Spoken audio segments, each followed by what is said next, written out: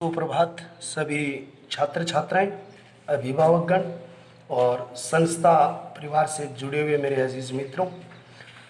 अब जो हम आपको आगामी अध्ययन के रूप में दूसरा अध्याय शुरू कर रहे हैं सामाजिक विज्ञान का, और उसमें जो पाठ है उसका नाम है मध्यकालीन भारतीय इतिहास के प्रमुख राजवंश और उन शासकों की उपलब्धियां, इसका अध्ययन है। एक बार थोड़ा सा मैं इस चीज़ के बारे में आपको बता दूं कि प्रथम जो लेसन है उस लेसन के अंतर्गत जो बातें मैंने आपको पढ़ाई थी उसमें सारे टॉपिकों में से आपको छोटे क्वेश्चन अलग अलग बनाने हैं जो मेरे टॉपिक पढ़ाए हुए हैं उनमें से।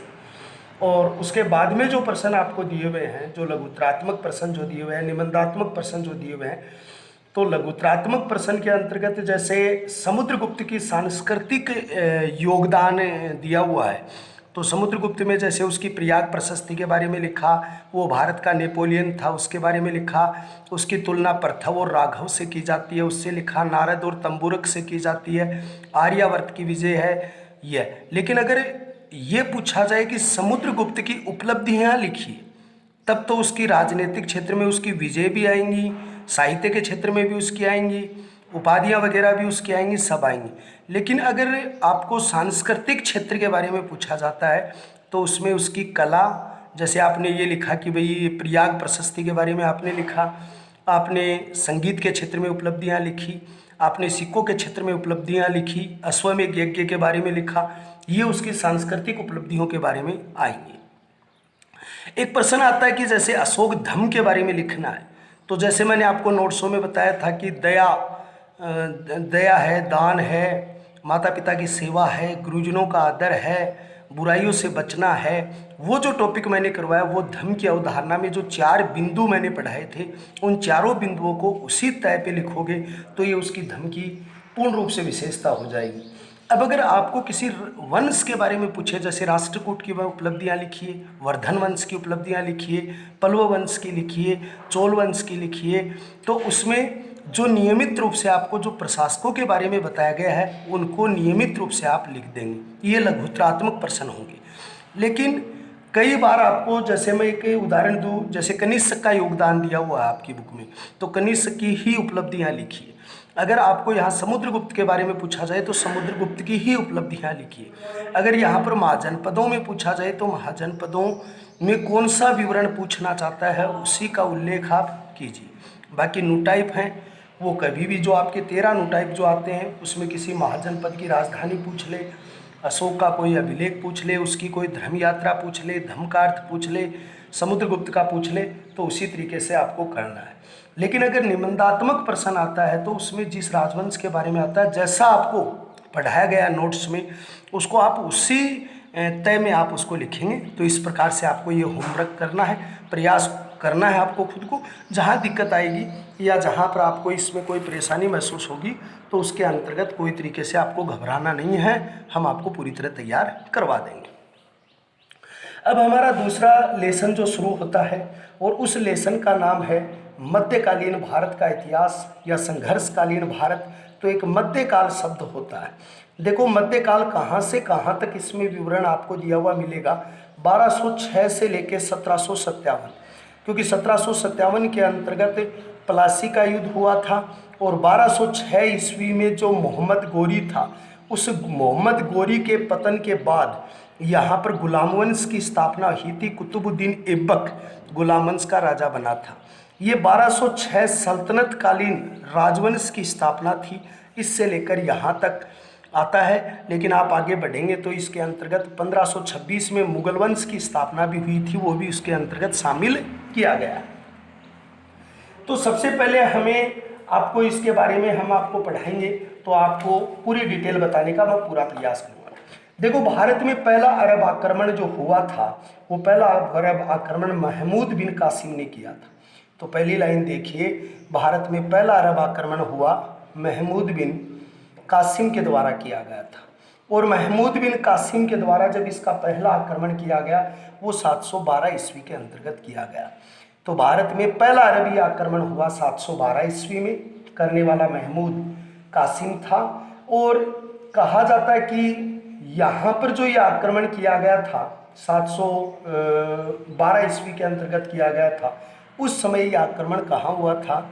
सिंध पर हुआ था। और सिंध के राजा उस समय हुआ करते थे, वो कौन हुआ करते थे? दाहिर हुआ करते थे। तो शक्तिशाली राजा यहाँ पर क्या थे? दाहिर थे। यानी एक चीज यहाँ पर आती है, दाहिर किस वंश का था? तो ये चच का पुत्र था, ब्राह्मण वंशीय के राजा थे दाहिर, ब्राह्मण वंशी।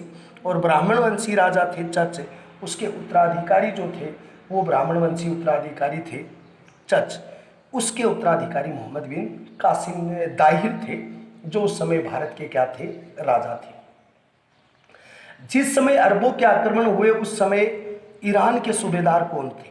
मोहम्मद बिन कासिम तो एक सेनापति है, लेकिन इराक जो आपका क्षेत्र जो आपका है उसके सूबेदार कौन थे जिन्होंने इन्हें आक्रमण के लिए भेजा था?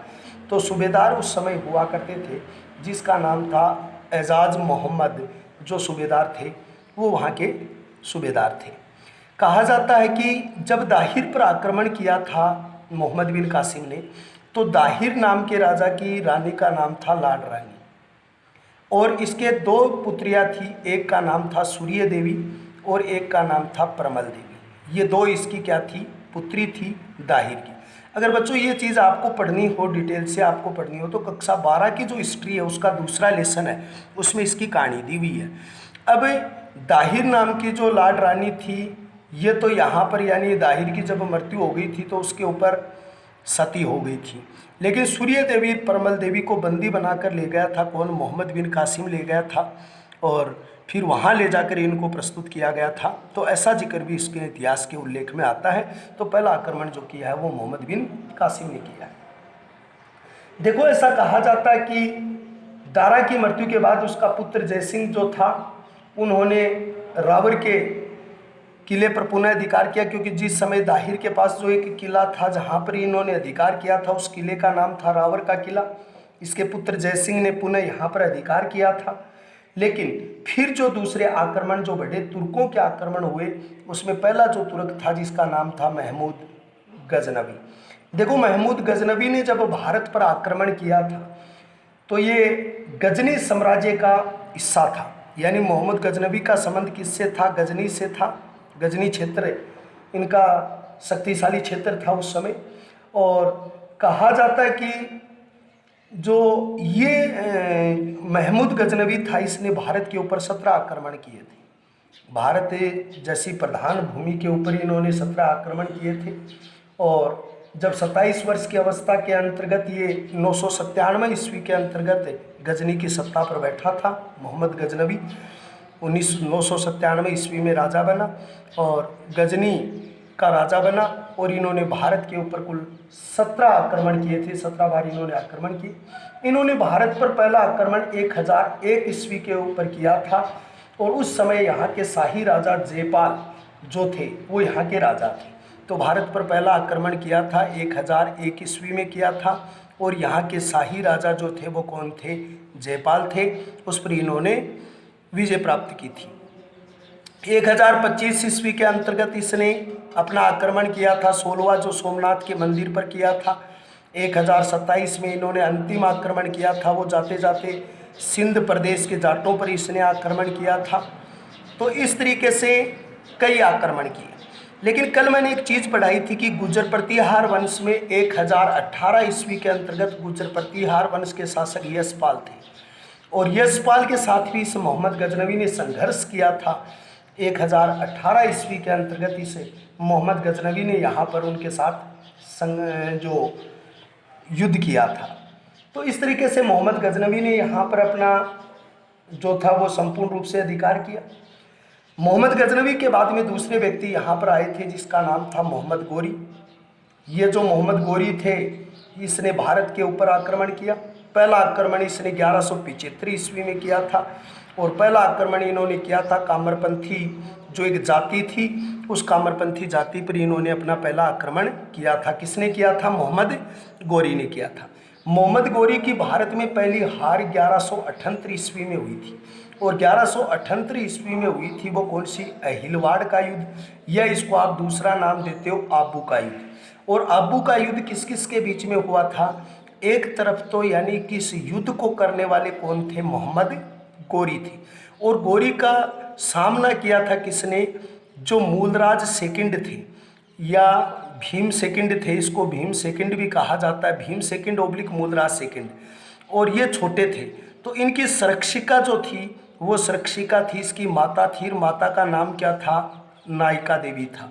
तो उस नायिका देवी के सामने 1178 ईस्वी में मोहम्मद गोरी की पहली हार हो गई थी। आप कई बार कहते हो नहीं सर तराइन के फर्स्ट युद्ध में पहली हार थी, नहीं भाई, पहला आक्रमण 1175 था, पहली हार हिलवाड़ के युद्ध में थी। और मोहम्मद गोरी मूलराज के सामने या पहली बार औरत के सामने भारत में हार गया था। और फिर इसी मोहम्मद गोरी ने 1191 ईस्वी और 1192 ईस्वी 2 युद्ध लड़े थे, तराइन का फर्स्ट युद्ध और तराइन का सेकंड युद्ध। तराइन के फर्स्ट युद्ध में मोहम्मद गोरी हार गया था और तराइन के सेकंड युद्ध में मोहम्मद गोरी जीत गया था। उस समय मोहम्मद गोरी का इस युद्ध में सेनापति था वो विवाम उल मुल्क था, यानी उस समय जो सेनापति था वो विवाम उल मुल्क था। लेकिन सेनापति पृथ्वीराज चौहान का कौन था, खांडेराव नामक व्यक्ति था, वो उसका सेनापति था। एक जगह इस जगह पर एक नाम आता भुवनपाल सिंह, ये भी इसके एक प्रधान सेना क्षेत्र को देखने वाले व्यक्ति थे भुवनपाल सिंह। और दूसरे नंबर पर एक शब्दावली के अंतर्गत इसका नाम जो उल्लेखित किया जाता है वो खांडेराव के नाम से लिखा जाता है। तो तराइन के सेकंड युद्ध में मोहम्मद गोरी हार गए, जीत गए, और फर्स्ट में हार गए पृथ्वीराज चौहान। आपने बूढ़े बुजुर्गों से भी और पुरानी किताबों में पढ़ा है कि मोहम्मद गोरी पृथ्वीराज चौहान को शेरशाह भिवानी होते हुए अफगानिस्तान ले गया और उसके साथ उसके प्रधान कवि चंद्रवरदाई को ले गया। देखो चंद्रवरदाई का मूल नाम जो इतिहास में दिया हुआ मिलता है वो पृथ्वी भट्ट दिया हुआ मिलता है। चंद्रवरदाई उसकी पदवी है, चंद्रवरदाई उसकी पदवी है और मूल नाम उसका दिया हुआ मिलता है पृथ्वी भट्ट। और इसने एक पुस्तक लिखी थी जिसका नाम था पृथ्वीराज रासो, जो भारत राजस्थान की भाषा के अंतर्गत एक सर्वश्रेष्ठ राजस्थान का महाकाव्य भी कहा जाता है इसको। तो उस पृथ्वीराज रासो में ऐसा लिखा है कि भाई पृथ्वीराज चौहान बड़ा तीरंदाज था। क्यों? क्योंकि पृथ्वीराज चौहान को तीरंदाजी की शिक्षा दी थी वो अरबणा भील ने दी थी। अरबणा भील इसका गुरु था तीर का, तो माहिर था। तो उस समय मोहम्मद गोरी ने कहा कि आप तीर चलाने में बड़े माहिर हो, मैंने ऐसा सुना है, तो क्या आप अपनी तीरंदाजी का परिचय मुझे दोगे? तो उन्होंने कहा जरूर।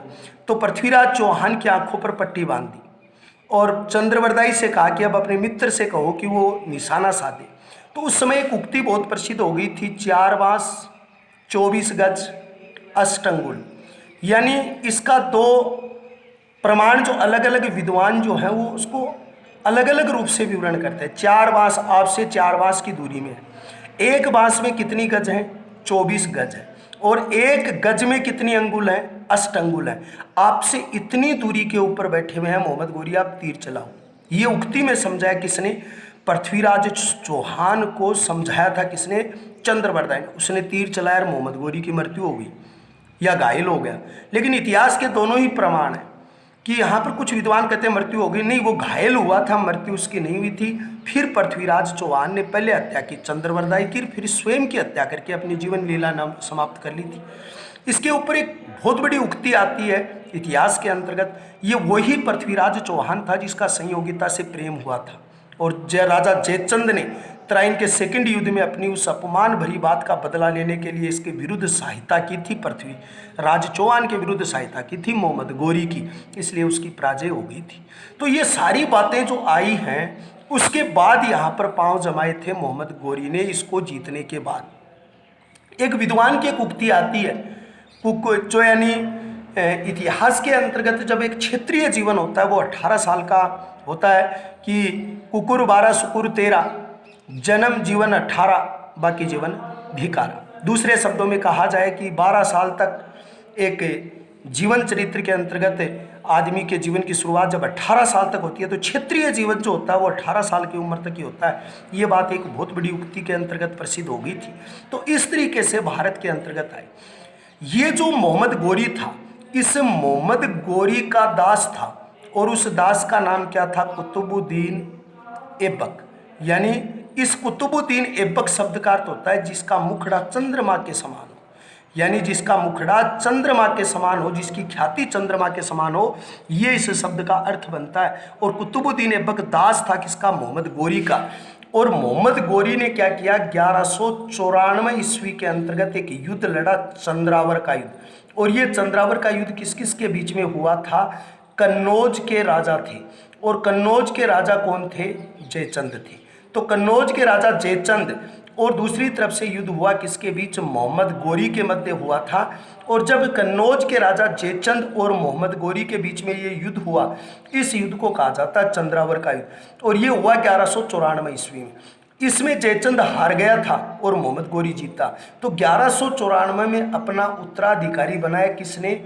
उत्तराधिकारी बनाया मोहम्मद गोरी ने। और मोहम्मद गोरी ने यहाँ अपना प्रतिनिधि छोड़ के चले गए किसको? कुतुबुद्दीन ऐबक को। कुतुबुद्दीन ऐबक ने 1194 से लेकर 1206 ईस्वी तक यहाँ पर एक प्रतिनिधि के रूप में शासन किया। किसके रूप में? प्रतिनिधि के रूप में उन्होंने क्या किया था? शासन किया था। ये बात आपको बहुत गजब तरीके से तैयार करनी होगी। दूसरी बात पे आप आइए कि इस तरीके से गुलाम वंश की स्थापना हुई थी, एक शक्तिशाली राजवंश के रूप में हुई, और इसका पहला राजा बना कुतुबुद्दीन ऐबक। लेकिन आप मेरे से एक बात जरूर कहोगे, प्रभावशाली और आज के कंपटीशन के विद्यार्थी हो, कि सर इसमें एक चीज़ आ गई कि जब आप गुलाम वंश लिखाते हो तो इसको आप गुलाम वंश क्यों कहते हो? क्योंकि इसमें 3 प्रतिष्ठित राजा बने, कुतुबुद्दीन ऐबक, इल्तुतमिश और बलबन। तीनों ही गुलाम थे, खरीदे हुए दास थे। दूसरी बात, गुलाम वंश का दूसरा नाम है मामलुक वंश।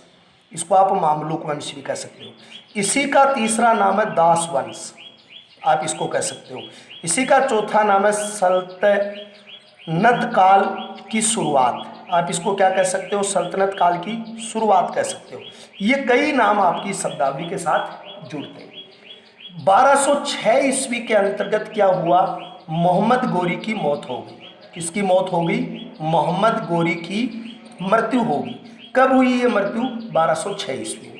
तो 1206 ईस्वी के अंदर गुलाम वंश का पहला राजा बना। कौन से वंश का? गुलाम वंश का। और गुलाम वंश का पहला राजा कौन बना? कुतुबुद्दीन ऐबक। और कुतुबुद्दीन ऐबक का अर्थ होता है चंद्रमा के समान जो मुखड़ा होता है, या चंद्रमा के समान जिसकी ख्याति होती है। कहा जाता है इसका राज्याभिषेक हुआ वो 24 जून 1206 ईस्वी को किया गया था इनका राज्याभिषेक। और इनकी पहली राजधानी इन्होंने अपनी बनाई थी, वो किसको बनाई थी? लाहौर को राजधानी बनाई थी, जो वर्तमान समय में पाकिस्तान है। इस कुतुबुद्दीन ऐबक के गुरु का नाम था कुतुबुद्दीन बख्तियार खान नामक इसके गुरु का नाम था। उसके सम्मान में इसने कुतुब मीनार का निर्माण करवाया था। और ये कुतुब मीनार नामक इमारत आपकी कहाँ पर है? दिल्ली में स्थित है। इन्होंने दिल्ली में मस्जिद बनवाई थी, जो भारत की पहली इस्लामिक मस्जिद कह सकते हो, और उसका नाम था कुव्वतुल इस्लाम नामक मस्जिद का निर्माण दिल्ली में करवाया। किसने करवाया? कुतुबुद्दीन ऐबक ने करवाया था। लेकिन इसी कुतुबुद्दीन ऐबक ने यहाँ पर अजमेर क्षेत्र जो है वहाँ पर एक संस्कृत विश्वविद्यालय था। और उस संस्कृत विश्वविद्यालय का नाम क्या था? उस संस्कृत विश्वविद्यालय का नाम था कंठ भरण संस्कृत विश्वविद्यालय। इस विश्वविद्यालय का निर्माण किसने करवाया था? तो बिसलदेव चतुर्थ योबलिक विग्रहराज चतुर्थ ने करवाया था। और जब इन्होंने इस कंठभरण संस्कृत विश्वविद्यालय का निर्माण करवाया था, ये परमारवंशी राजा भोज की संस्कृत पाठशाला थी जो जालोर के किले में, उसकी तर्ज पर बनाया था। लेकिन पहला संस्कृत विश्वविद्यालय मध्य प्रदेश के धार जिले में हुआ करता था। तो उस धार जिले की तर्ज पर इसका क्या करवाया गया था? निर्माण करवाया। इस कंठभरण संस्कृत विश्वविद्यालय की दीवार जो थी, उस दीवार पर विग्रहराज ने एक नाटक लिखा था। विग्रहराज ने क्या लिखा था? नाटक। विग्रहराज ने नाटक लिखा, और उस नाटक का नाम क्या था? हरिकेली नाटक था। वो उसकी पंक्तियाँ उस पर लिखी थी। इसमें एक मंदिर था, सरस्वती का मंदिर था। अब कुतुबुद्दीन ऐबक ने क्या किया? इसको तुड़वा दिया। इस्लामिक व्यक्ति था, हिंदू संस्कृति के प्रति नफरत थी, तो इसलिए इन्होंने क्या किया कि इस मंदिर को, इस पाठशाला जो थी, विश्वविद्यालय थे, पाठशाला नहीं थी, तुड़वा दिया, इसको तुड़वा दिया। और यहाँ पर एक झोपड़ा बनाया जिसका नाम था हडाई दिन का झोपड़ा, और इसे भारत की पहली इस्लामिक मस्जिद भी कहते हैं, इस्लाम की प्रथम भारतीय मस्जिद भी कहते हैं, प्रथम मस्जिद के नाम से जाना जाता है। तो इसका निर्माण 2.5 दिन के झोपड़े करवाए। देखो, दो चीज़ है कि इसको 2.5 दिन का झोपड़ा क्यों कहते हैं। तो एक बात तो ये आती है कि इसका निर्माण जो हुआ था वो 2.5 दिन में हुआ। दूसरी बात ये आती है कि यहाँ पर पंजाब शाह नाम के एक संत थे, पंजाब शाह संत की यादगार में, किसकी यादगार में, पंजाब शाह संत की यादगार में 2.5 दिन का उर्स लगता है। 2.5 दिन का क्या लगता है, उर्स लगता है। उर्स का अर्थ क्या होता है, मिलन, या मिलन कह सकते हो आप, उत्सव कह सकते हो, प्रेम कह सकते हो। और ये मिलन, उत्सव, प्रेम जो उर्स का अर्थ है, जिसको हम हमारी हिंदू संस्कृति शब्दावली में मेला कहते हैं, उसे इस्लामिक शब्दावली में उर्स कहते हैं। तो पंजाब शाह की यादगार में यहाँ पर एक उर्स लगता था। दूसरी चीज़, 2.5 दिन के झोपड़े पर 16 स्तंभ बनवाए गए थे। स्तंभ जो इसकी खंभियाँ आगे की, उसमें 16 स्तंभ हैं। और ये जो अब्बू अब्दुल हैं वो इसके वास्तुकार रहे हैं 2.5 दिन के झोपड़े के। तो ये सारी चीज़ें जो आती हैं वो आपको इसके रूप में पढ़नी पड़ती हैं। लेकिन कुतुबुद्दीन ऐबक एक दानशील व्यक्ति था, उसने ज़्यादा से ज़्यादा क्या किया था, दान किया था। और दान करने के कारण इतिहास में एक पदवी है इनकी, और लाख बख्श कहा जाता है, यानी इसको इतिहास में क्या कहा जाता है, लाख बख्श को। दूसरा, आतिम सेकंड कहा जाता है इसको, क्योंकि आतिम फर्स्ट हर्षवर्धन को मैं पहले पढ़ा चुका हूँ, और इसे लाख बख्श और आतिम सेकंड के नाम से इतिहास में जाना जाता है।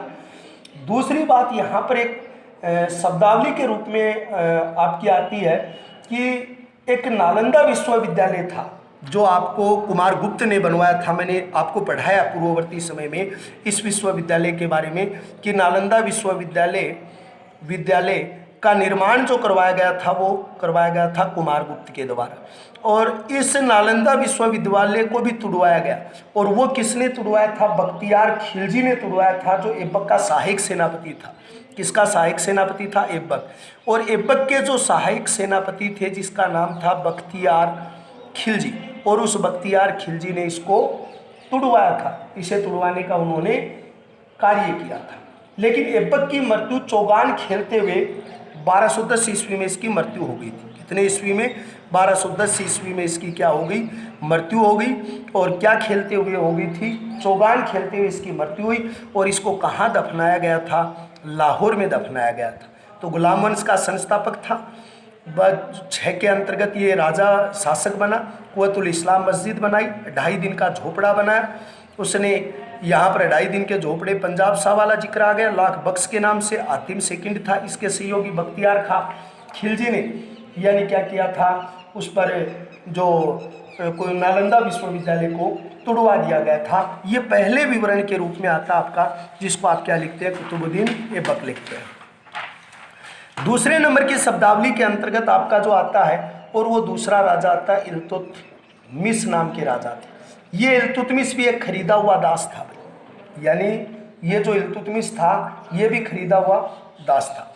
लेकिन ये कुतुबुद्दीन ऐबक का पुत्र नहीं था। ऐबक का जो पुत्र था वो ऐबक का पुत्र आराम शाह था। कौन था, आराम शाह जो थे वो आराम शाह किसके पुत्र थे, ऐबक के पुत्र थे। और कहा जाता है कि आराम शाह ने केवल 8 महीने तक शासन किया। 8 महीने तक क्या किया था, महीने तक शासन किया किसने, इल्तुतमिश से आराम शाह ने किया। और आराम शाह किसके पुत्र थे, कुतुबुद्दीन ऐबक के पुत्र थे। आराम शाह की हत्या करके 1211 ईस्वी में, इस आराम शाह की हत्या की किसने, अयोग्य था, इसलिए हत्या की थी किसने, इल्तुतमिश ने की थी। और इल्तुतमिश ने जब इसकी हत्या, इल्तुतमिश से ऐबक की पुत्री की से शादी की थी भी। ऐबक ने अपनी पुत्री की शादी किससे कर दी थी, इल्तुतमिश ने। ऐबक ने दास को रूप में किसको खरीदा था, इल्तुतमिश को खरीदा।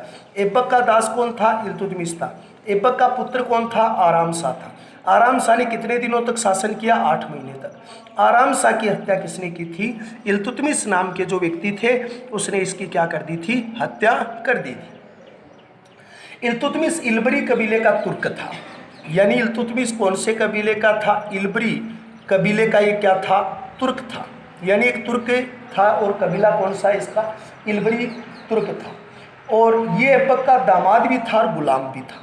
ऐबक का क्या, इल्तुतमिश तो दो जगह था, एक तो दामाद था भाई इसकी पुत्री के साथ शादी की, लेकिन एक खरीदा हुआ दास भी था, तो इसमें भी नहीं है। दोनों जगह पर इसका नाम जो है वो सर्वश्रेष्ठ रूप से आता है। और इन्होंने जब आराम शाह की हत्या की तो उसकी जगह राजसत्ता संभालने का जो कार्य किया था वो किसने किया था? इल्तुतमिश ने किया था।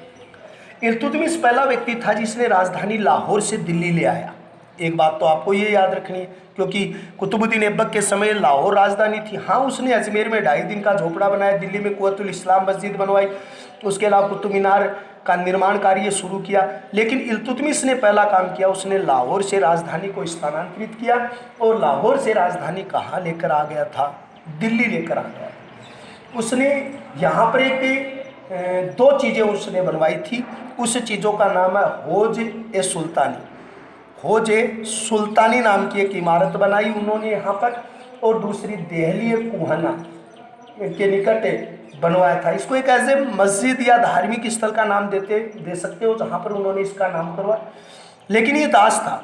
1229 ईस्वी के अंतर्गत क्या किया, इल्तुतमिश ने जो बगदाद जो क्षेत्र है उस बगदाद के खलीफा से वैधानिक स्वीकृति ली थी। बगदाद किसकी राजधानी थी? इराक की। तुर्क जितने थे उनका केंद्र कौन सा था? इराक। बगदाद का जो खलीफा था वो तुर्कों का सर्वश्रेष्ठ खलीफा था।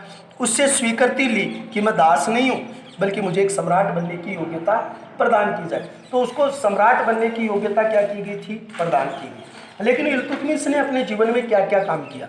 पहला काम तो इल्तुतमिश ने किया, जो कुतुब मीनार जो है उसका निर्माण शुरू किसने किया? तो कुतुब मीनार को शुरू किया था किसने? ऐबक ने। और उसे पूरा किसने किया? इल्तुतमिश ने पूरा किया, जो ऐबक का दामाद और दास दोनों थे। फिर इल्तुतमिश ने पहला शासक था जिसने यानी पहली बार 175 ग्रेन का सिक्का चलाया। 175 ग्रेन का क्या चलाया? सिक्का चलाया। और इसने अपने सिक्कों को 2 नाम दिया। जो चांदी का सिक्का चलाया था उस चांदी के सिक्के को इसने जो नाम दिया था, वो चांदी के सिक्के को नाम दिया इसने जो आपका टक्का, जो टक्का इन्होंने नाम दिया। तो चांदी का सिक्का जो था उसको टक्का और तांबे का सिक्का जो था उसे जीता। ये थोड़ा सा जो यहाँ पर 175, इन पे थोड़ी सी आपकी रुकावट पैदा हुई है जो टेक्निकल मिस्टेक की वजह से। ये 175 ग्रेन का जो सिक्का था, लेकिन अगर इस सिक्के में जो चांदी का बना उसको टक्का कहा गया और तांबे को जीतल कहा गया, और 175 ग्रेन उसका मात्रक जो था वो रखा गया था।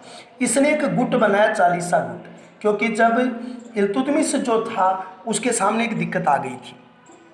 और अमूमन दिक्कत ये आ गई थी कि भाई जो जैसे यल्दौज और कुबाचा नाम के 2 व्यक्ति आएंगे, आपकी इतनी डिटेल नहीं है लेकिन आगे आएंगे, इन दोनों की बड़ी समस्या थी। अब गुलाम था तो उसको राजा कौन स्वीकार करे? तो इसने जो अच्छे अच्छे सरदार थे जो उसका विरोध कर रहे थे, जो उसके पक्ष में नहीं आ रहे थे, उन सभी को पक्ष में लाने के लिए प्रधान 40 व्यक्तियों का एक गुट बना दिया था उसने। और 40 व्यक्तियों का जो गुट बनाया था उस गुट को आप क्या कहते हैं? 40सा गुट के नाम से संबोधित करते हैं। तो एक तो इसने 40सा गुट बनाया। एक इसने क्या किया कि भूखंड के क्षेत्र में इक्ता प्रथा चलाई थी, यानी जो नगद इक्ता प्रथा उनको दी गई थी। एक चीज़ और बता दूं, ये जो 40सा गुट था इसको इसने तुर्की भाषा के अंतर्गत तुर्कान ए जो चिहलगानी कहा गया था। यानी तुर्कान ए चिहलगानी भी इसको नाम 40सा भी आ सकता है और ये भी आ सकता है। इक्ता प्रथा यानी जो भूखंड जो दिए थे इन्होंने सामंतों को, जागीरों को, उसमें इक्ता प्रथा के रूप में इन्होंने क्या किया था? संचालित किया था। दूसरी चीज़ ये है कि इल्तुतमिश जो थे उस इल्तुतमिश ने रणथंबोर का जो किला है उस रणथंबोर के किले को जीता था 1226 ईस्वी। 1226 ईस्वी के अंतर्गत इसने कौन सी जगह को जीता था? रणथंबोर को विजित किया था, ऐसा इसमें माना गया। लेकिन इसने इल्तुतमिश ने मेवाड़ के शासक थे जो आपके नहीं दिए हुए, और मेवाड़ के शासक थे उसके साथ एक युद्ध लड़ा था, भूतला का युद्ध, वो भी इसी के समकक्ष दिया हुआ है। तो मेवाड़ के शासक भूतला का युद्ध लड़ा था, उनके साथ भी इनका क्या हुआ? संघर्ष हुआ। ये भी यहाँ पर एक प्रतिष्ठित रूप से इसका क्या आता है? उल्लेख आता है। लेकिन 1236 ईस्वी के अंतर्गत इल्तुतमिश की भी क्या हो गई थी? मौत हो गई। और उसके बाद में जो शासक बनने का जो मौका मिला था, वो शासक बनने का मौका रकुद्दीन फिरोज को मिला था। तो इल्तुतमिश के पुत्र कौन थे? रकुद्दीन फिरोज थे। ये फिरोज कब से कब तक शासक बने? 1231 ईस्वी के अंतर्गत जो इनकी मृत्यु हो गई थी, तो 36 तक ये क्या रहे? राजा यहाँ पर रहे थे या इन्होंने शासन किया था। तो 1236 में शासक बने थे, सॉरी 31 नहीं है 36 है, तो 36 में राजा बने। तो ये भी कुछ समय तक रहे, लेकिन कहा जाता है कि इन्होंने उस तरीके से शासन ये नहीं कर पाए थे जिस तरीके से इनको शासक करना चाहिए, योग्यता नहीं थी इनके अंतर्गत, या एक सर्वश्रेष्ठ राजकीय शक्तियाँ इनमें मौजूद नहीं थी। तो ऐसी स्थिति में क्या हुआ कि मुस्लिम सरदारों ने जो थी, यानी कि इल्तुतमिश की एक शाहतुर्रान नाम की एक दासी थी, उस दासी का ये पुत्र था, और रकुद्दीन फिरोज की शाहतुर्रान और रकुद्दीन फिरोज जो दोनों थे उनकी हत्या कर दी गई थी। क्यों? क्योंकि इल्तुतमिश ने अपने जीवन काल में अपनी पुत्री रजिया को क्या घोषित कर दिया था? सुल्तान घोषित कर दिया।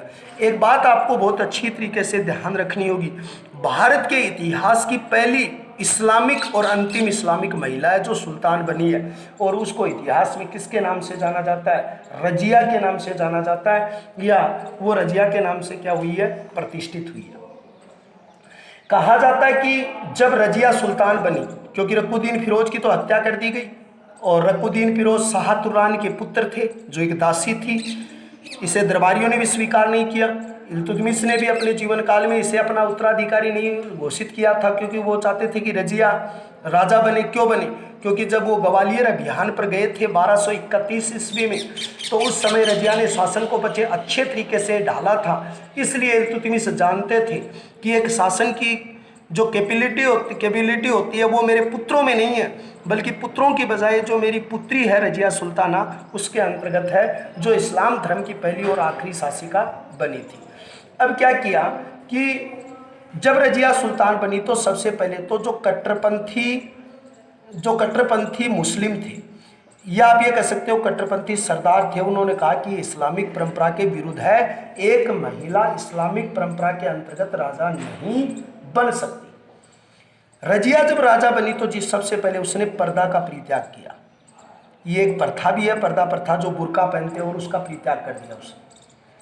पुरुषों के समान उसने कोट और टोपी पहनने लगी, जिसको इस्लामिक शब्दों में कोट को तो कहते हैं कुबा, यानी जो कोट होता है उसको तो कहते हैं कुबा, और यानी कुल्लाहा जो शब्द होता है, कुल्लाहा शब्द को कहते हैं टोपी। तो यानी उसने कोट और कुल्हा टोपी ओढ़ना शुरू कर दिया, और पुरुषों की तरह राज्य में उपस्थित होना उसने शुरू कर दिया था। उसने क्या किया कि उस समय अपने प्रशासन को संगठित किया, लाल कपड़ों के अंतर्गत, राजशाही पोशाक के अंतर्गत वो दरबार में उपस्थित हुई, प्रशासन को संगठित किया। लेकिन बहुत सारे जो राज दरबारी थे वो उससे नाराज थे।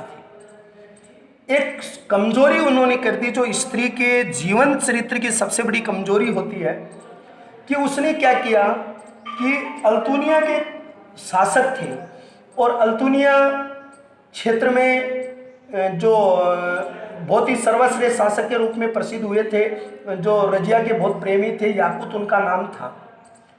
लेकिन उससे पहले रजिया ने एक जमालुद्दीन याकूत थे, उस जमालुद्दीन याकूत जो एक नॉर्मल व्यक्ति थे, लेकिन इससे रजिया प्रभावित थी। अब उसने क्या कर दिया कि जमालुद्दीन याकूत को अश्वशाला का अध्यक्ष बना दिया। और एक स्वाभाविक बात है कि राजा जो होता है उसकी नज़र में न कोई प्रेमी होता न कोई शत्रु होता, वो जनता का मालिक है, उसके लिए बराबर होते हैं। और विशेष तौर से जब एक स्त्री होती है और उसका एक व्यक्ति विशेष के प्रति झुकाव होना, ये भी एक अलग बात है, क्योंकि विश्व जगत की संस्कृति में इसके प्रमाण रहे हैं कि जब जब किसी व्यक्ति का किसी की ओर, पुरुष का किसी की ओर झुकाव रहा है, तो इतिहास ने उसकी गणना अच्छे शब्दों तक भी कर दी है। लेकिन जब स्त्री का झुकाव हुआ तो उसकी इतिहास ने अलग अलग व्याख्या प्रस्तुत कर दी। अब इसने की तो कोई गलती नहीं थी कि भाई जमालुद्दीन याकूत थे, उसको अश्वशाला का अध्यक्ष बनाया, लेकिन इसका विशेष प्रेम देख के इसकी दरबार में बात बननी शुरू हो गई थी, दरबार में षड्यंत्र बन गए थे। अब षड्यंत्र बन गए थे तो रजिया के विद्रोह होने लगे। तो रजिया ने उस समय क्या किया कि एक प्रधान और अल्तुनिया एक रियासत हुआ करती थी, और अल्तुनिया के शासक उस समय या उसको संभालने वाले जो सूबेदार हुआ करते थे उसका नाम था याकूत। और सरहिंद के शासकों के विरोध को शांत करने के लिए जब याकूत गए थे तो याकूत की हत्या हो गई थी। एक बात जो आपकी दोबारा से थोड़ा सा आप इस बात को देखेंगे कि एक तो जमालुद्दीन याकूत का नाम आता है, एक अल्तुनिया का नाम आता है। ये दो व्यक्ति हैं, अलग अलग हैं। मैं दोनों को दोबारा समझाऊं क्योंकि मैंने थोड़ा जल्दबाजी में दोनों शब्दों को साथ साथ लेने के कारण आप थोड़े से इस पर भ्रमित हो सकते हो, तो मैं दोनों शब्दावलियों को आपको बता दूं। पहले नंबर पर जलालुद्दीन याकूत एबिसिनिया का निवासी था और अमीर आखुर था अश्वशाला का अध्यक्ष। ये तो था दरबार में। जमालुद्दीन जो याकूत है ये रहने वाला कहाँ का था? एबिसिनिया का था। इसको अमीर आखुर अश्वशाला का प्रधान किया, इससे बहुत प्रेम रखती थी इससे, यानी कि ये जो दरबारी थे नाराज थे। अब रजिया ने क्या किया कि इस जमालुद्दीन याकूत को सरहिंद में एक विद्रोह हुआ, उस विद्रोह को दबाने के लिए इसने भेज दिया और उस सरहिंद के विद्रोह अभियान में इस याकूत की क्या हो गई? मृत्यु हो गई। और ये झटका किसको लगा? ये लगा किसको? रजिया को झटका लगा, या इससे रजिया जो थी वो नाराज हुई। लेकिन फिर इसने क्या किया कि कट्टरपंथी तुर्की जो अमीर थे उनमें से एक अमीर के साथ इसने जो संबंध स्थापित उन्होंने किए थे, या तो उसके बाद में क्या हुआ? इन कट्टरपंथियों ने जब विरोध किया, क्योंकि इसका जमालुद्दीन याकूत के साथ इसका प्रेम संबंध था, उसका विरोध किया, इसकी सरहिंद में मौत हो गई, तो उसने उनको दबाने के लिए अल्तुनिया से जो विवाह कर लिया था। और अल्तुनिया से जब इसने विवाह कर लिया तो इनको कुछ समय तक सफलता मिली, लेकिन जब राज दरबारियों का विरोध बढ़ता हुआ चला गया था तो इस कारण इसको राजसत्ता से हटना पड़ा। और राजसत्ता पर इनके हटने के बाद जो इनके और उत्तराधिकारी थे इल्तुतमिश के नसरुद्दीन मोहम्मद शासक बने। कौन बने? नसरुद्दीन महमूद नाम के व्यक्ति जो थे वो नसरुद्दीन महमूद क्या बने? शासक बने। और नसरुद्दीन मोहम्मद से अपनी पुत्री की शादी की थी, और वो शादी किसने की थी? बलबन ने। और बलबन भी एक क्या था? दास था। और बलबन को दास के रूप में खरीदा था किसने? इल्तुतमिश ने। और बलबन का स्वयं का बचपन का नाम क्या था? उल्गू खां उसका नाम था। तो उल्गू खां को एक दास के रूप में खरीदा गया था। तो ये उल्गू खां से आगे जो है वो बलबन के रूप से राजा बने थे। ऐसा कहा जाता है कि बलबन जो थे ये एक गुलाम वंश के अंतिम भी कह सकते हो शक्तिशाली राजा भी थे। इनके शासन को बलबनी वंश भी कहा जाता है। बचपन का नाम बहाउद्दीन बलबन था। बचपन का नाम बहाउद्दीन बलबन था। अब चार शब्द आप देख लेना ध्यान से। पहले नंबर पर यह आया कि बलबन नाम का व्यक्ति था, वो रजिया के बाद में शक्तिशाली राजा बना, एक बात। लेकिन रजिया के बाद में जो शासक आए उन शासकों के अंतर्गत बहराम शाह आए। कौन आए? बहराम शाह। फिर कौन आए? मसूद शाह आए। मसूद शाह के बाद में कौन आए? नसरुद्दीन आए, नासिरुद्दीन। ये नासिरुद्दीन आए, 1, 2 और 3। ये नासिरुद्दीन थे। इससे अपनी पुत्री की शादी बलबन ने की। इस नासिरुद्दीन ने बलबन को एक उपाधि दी, उसका नाम था उल्गू खां। इसलिए बलबन का बचपन का नाम जो था वो बलबन का बचपन का नाम बहाउद्दीन था, फिर उसका नाम उल्गू खां हुआ, और इन्होंने बलबन के नाम से यहाँ पर राजसत्ता स्थापित की या यहाँ पर राज किया था। देखो बलबन जो था, ये बलबन को ग्वालियर जीतने के उपरांत खरीदा गया। तो पहली बार बलबन को खरीदा किसने? इल्तुतमिश ने खरीदा। एक बात तो ये खरीदा कौन से अभियान पर? ग्वालियर अभियान पर खरीदा था, या ग्वालियर अभियान के अंतर्गत इसको वहाँ से खरीदा गया था। इसकी योग्यता अच्छी थी, इसलिए इल्तुतमिश और रजिया ने इसे अमीर आखुर पद दिया। इल्तुतमिश की पुत्री कौन थी? रजिया। दोनों ने कौन सा पद दिया था? अमीर आखुर का पद इसे सम्मानित किया। अपनी योग्यता के कारण, इसकी कुशलता के कारण ये पद इन्हें प्राप्त हुआ था। महमूद शाह के समय से अमीर हाजिब के रूप में पद प्राप्त हुआ। यानी दूसरे जो रजिया के बाद शासक बने थे महमूद शाह, और महमूद शाह के समय इसे एक पद मिला था जिसको अमीर हाजिब कहा जाता है। तो अमीर हाजिब के रूप से इसे विभूषित किया गया था। और कहा जाता है कि नसरुद्दीन के काल में इनकी शक्ति का चरमोत्कर्ष विकास हुआ था और बलबन 1266 ईस्वी से लेकर 86 तक राजा बने थे। 1266 से 1286 ईस्वी तक ये शासक रहे थे, गुलाम वंश के शक्तिशाली राजा थे। इन्होंने अपने जीवन काल में सबसे पहले उपस्थिति क्या की कि जो इल्तुतमिश ने एक गुट बनाया था प्रशासन के विरोध को मेटने के लिए, चालीसा गुट, उस चालीसा गुट का इसने क्या कर दिया, अंत कर दिया। इसने सैन्य व्यवस्था को संगठित करने के लिए और एक शक्तिशाली सेना के निर्माण के लिए, एक तो सैन्य व्यवस्था को संगठित किया जाए, एक उसकी अच्छी सेना का निर्माण किया जाए, एक सेना में योग्यता को तय किया जाए, एक सेना की कुशलता तय की जाए। इसके लिए इन्होंने एक पद बना दिया था और उस पद का नाम था अमीर हाजिब। जो पद से उसने सम्मानित किया, इसको अपनी सैन्य व्यवस्था को संगठित किया था। तो ये सारी चीज़ें अमीर आरिज हाजिब ने अमीर आरज नाम का एक सैन्य विभाग बनाया था, हबीज नहीं आएगा, आरिज आएगा।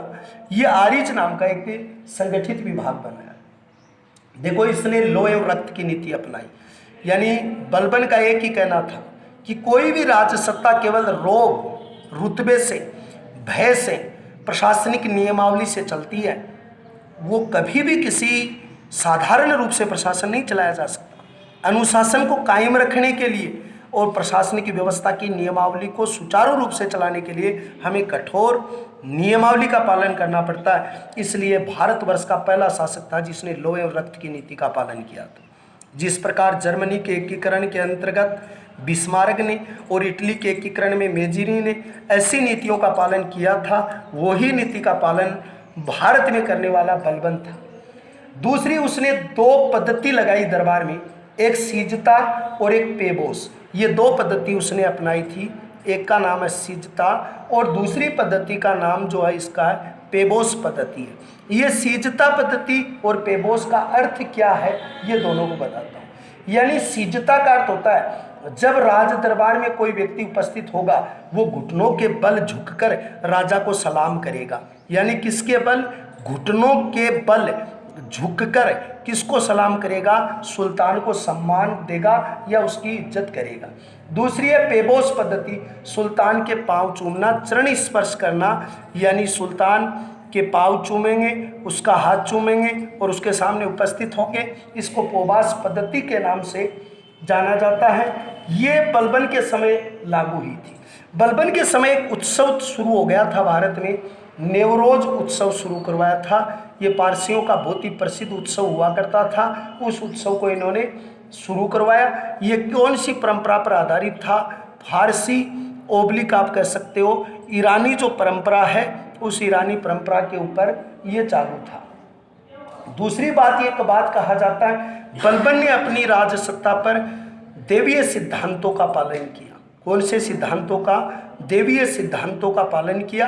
अपने आप को देवता के समान बताया। उन्होंने बताया कि जो राजा होता है, सुल्तान होता है, वो पृथ्वी पर ईश्वर ओब्लिक अल्लाह का प्रतिनिधि होता है, उसके मार्गदर्शन पर चलता है, उसे अच्छे योग्य गुण देख के वो पृथ्वी पर भेजता है और वो भी उसके बनाए गए कानून और व्यवस्थाएं जो हैं वो यानी कि संपूर्ण जनता के हितों में होती हैं। ये कई चीज़ें उन्होंने यहाँ पर देवीय सिद्धांत पर की और उन्होंने कहा राजा को पृथ्वी पर निभाए खुदाई ईश्वर की छाया माना जाए, उसकी प्रतिलिपि माना जाए।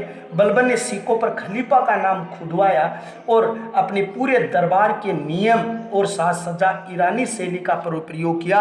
अपने पूरे दरबार में जो साज सज्जा थी वो साज सज्जा के अंतर्गत ईरानी फारसी शैली का प्रयोग उन्होंने किया। अपने सिक्कों पर खलीफा का नाम उन्होंने खुदवाया। अपने जीवन में देवीय सिद्धांतों को अपनाया, नेवरोज उत्सव बनाया था। उसके दरबार में प्रसिद्ध फारसी कवि अमीर खुसरो और अमीर हसन रहते थे। यानी अमीर खुसरो जो है जिसको तोदिए हिंद कहा जाता है, हिंदुस्तान का तोता कहा जाता है, जिसने कई पुस्तकें लिखी जैसे खुजाइल फुतुह, तुगलक नामा, नो सिर्फ, उसके बाद में उन्होंने तारीख़ अलाई, फुतुह जो अलाई नाम की उन्होंने पुस्तक लिखी। ये सारी की सारी पुस्तकें जो हमारी हैं वो अलाउद्दीन इसके कुतुबुद्दीन सॉरी माफ़ करना अमीर खुसरो की पुस्तकें हैं। और अमीर खुसरो के गुरु का नाम था निज़ामुद्दीन औलिया। और अमीर खुसरो निज़ामुद्दीन औलिया की मृत्यु एक ही दिन हुई थी, गुरु शिष्य की मृत्यु। ऐसा भी इतिहास में इस चीज़ का क्या उल्लेख है। बलबन की मृत्यु हो गई थी 1286 ईस्वी में। उत्तराधिकारी बने थे केबूबाद या शमसुद्दीन, पहले केबूबाद बने फिर शमसुद्दीन बने थे। लेकिन उसके बाद में जलालुद्दीन खिलजी थे। उस जलालुद्दीन खिलजी ने एक नए राजवंश की स्थापना कर दी थी और वो नया राजवंश कहलाया था खिलजी वंश। तो इस तरीके से आपका पहला टॉपिक जो था वो पहला टॉपिक बलबन के रूप में था। और बलबन ने 86 तक शासन किया था। उसके बाद में जो क्यूमर्स या केबुनाथ थे उसका वध जलालुद्दीन खिलजी ने किया। एक नई सल्तनत पर नींव रखी गई। नए राजवंश का नाम था खिलजी वंश था। संस्थापक जलालुद्दीन खिलजी थे। इसके प्रसिद्ध राजा बनेंगे अलाउद्दीन खिलजी बनेंगे और इसका बाद तुगलक वंश बनेंगे। तो कल हम दो वंश आपको पढ़ाएंगे, एक तुगलक वंश और एक खिलजी वंश। लेकिन उससे पहले हम दो चीज़ आपको फिर बता दें। आज के टॉपिक का मूल रूप रहा था कुतुबुद्दीन ऐबक। उसके बाद में दूसरा टॉपिक आपका रहा था उसमें इल्तुतमिश। और उसके बाद में तीसरा टॉपिक आपका रहा था जो रजिया सुल्ताना थी। और चौथे रूप में आपने जो 3 राजाओं के नाम पढ़े, फिर आपने बलबन पढ़ा। आपके एक बिंदु में छोटी सी टेक्निकल मिस्टेक आई, उसमें थोड़ा सा शब्दावली की धारा प्रवाह नहीं बन पाया, वो दोबारा बता दूं कि एक तो आपने अल्तुनिया का नाम आपने पढ़ा है और एक नाम आपने याकूत का। जलालुद्दीन याकूत एक सरदार था और जिसको अच्छे पद पर नियुक्त करके उसके प्रति प्रेम दर्शाया था रजिया सुल्ताना। लेकिन जब इसकी सरहिंद पर आक्रमण हो गया और कट्टरपंथी तुर्क में जब विरोध किया तो उस विरोध को दबाने के लिए उसने अल्तुनिया जो था उससे विवाह कर लिया था। और विवाह करके इन्होंने इसको बचने की कोशिश की, लेकिन दोनों को ही एक डाकू गिरोह के द्वारा उसकी हत्या कर दी गई थी। ये लास्ट की छोटी सी टेक्निकल मिस्टेक थी, उसको आपको शुद्ध करना है। आपका आज का बिंदु गुलाम वंश था वो पूरा हो गया और नए वंश के रूप में हम आपको कल बताएंगे। तो आज जाने के बाद में पहले आप उन प्रश्नों को देखेंगे और इस चीज़ को आप पढ़ेंगे। तो जहाँ तक मैं सोचता हूँ ये क्लास आपको बिल्कुल पूरी पसंद आई होगी और आपने इसको अच्छे तरीके से फॉलो भी आप करोगे। मेरे विद्यालय परिवार की ओर से, संस्था प्रधान की ओर से और संपूर्ण बाल साधना विद्यालय परिवार के छात्र छात्राएं जितने भी लोग हैं उनकी ओर से संपूर्ण जीवन में आपके स्वास्थ्य की कुशल कामना करते हैं और हमेशा आपको ढेर सारी शुभकामनाएं भेंट करते हैं। यूँ ही बने रहना, ज़्यादा से ज़्यादा शेयर करना, बच्चों तक इसे पहुंचाना। अगली क्लास में एक बार हम कल फिर जुड़ेंगे। जय हिंद, जय भारत।